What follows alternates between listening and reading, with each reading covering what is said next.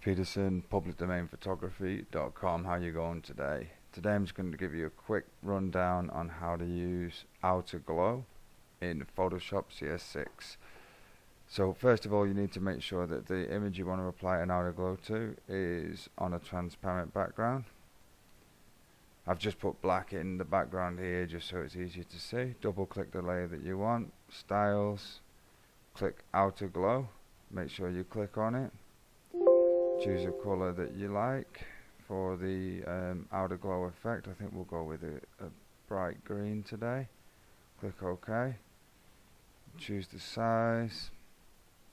Choose the spread. You can obviously make it stronger with opacity or bring it right down. And then you can choose your contour range. So like for example, this one will give you a break from the edge. I quite like that effect, and have a play with which one suits you best. So that, guys, is how you quickly and easily add outer glow to a Photoshop document. Thanks for watching, guys. Bye.